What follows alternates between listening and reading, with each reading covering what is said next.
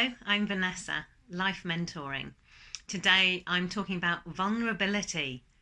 Do you feel vulnerable sometimes?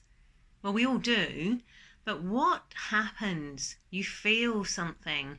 That emotion you feel, quite likely it's fear. Well, I looked up the definition of vulnerability, and by its very definition, of course you would feel fear. It says open to attack. And that's exactly what we feel.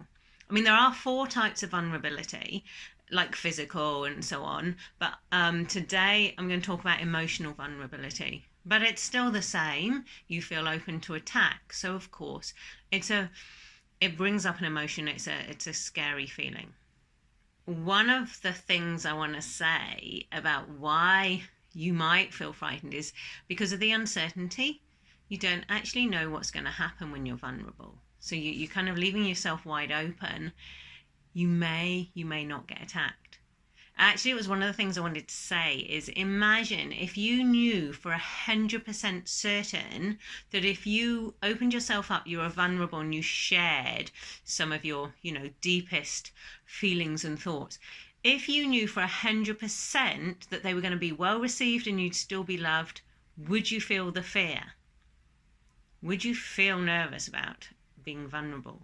No, you wouldn't. It's because it's the unknown.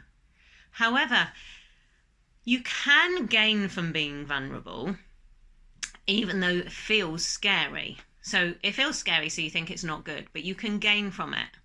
I just want to talk about the fact that when you're vulnerable, you're sharing, and this can bring about all sorts of positives. So when we share with people, quite often it gives them permission to share back. And so that reciprocal sharing, it brings you closer. And I don't just mean with friends. This could even be in a business situation. It gives you some closeness and intimacy in whatever your relationship is. It can also help you to feel validated. And then it gives you this sense of being accepted and sense of belonging, which is a really, really important human need that we have. And also in the process of sharing your feelings, you actually can be working through them a bit yourself. So you actually gain just by sharing it, the act of sharing in itself. But as I said, you can get an intimacy from that. You can build trust and connection, and it can put you more at ease. So short-term vulnerability and exposing yourself is actually, you can gain from it. It's good. It's the long-term vulnerability that's not good. I want to just talk about how you can safely be vulnerable, because that's what we want to do. We want to be vulnerable. It's a bit of an oxymoron, safely be vulnerable. So safely be open to attack, but that's what we're trying to do.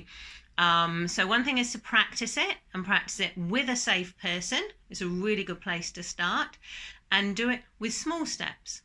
Try small things and get a gain from each small step, and that will build up your momentum and your positivity that is actually going to help you. It's really interesting how often choice comes up in life, but this is a choice we can make. The fear of vulnerability can stop us being vulnerable, or we can choose to face it and head through it, and ultimately we will gain from it. So to summarize, being vulnerable, although it sounds like a bad thing because you're opening yourself up to fear and potential attack, if you can be vulnerable and share, you have a lot to gain from it. You have that intimacy, connection, trust, and that actually moves your life forward. So if you want to improve your life, this is one of the ways you can do it. Put yourself through that discomfort. Your life will improve because your connections will improve. You have shared, so you can gain from vulnerability. Thank you for listening. Have a good week.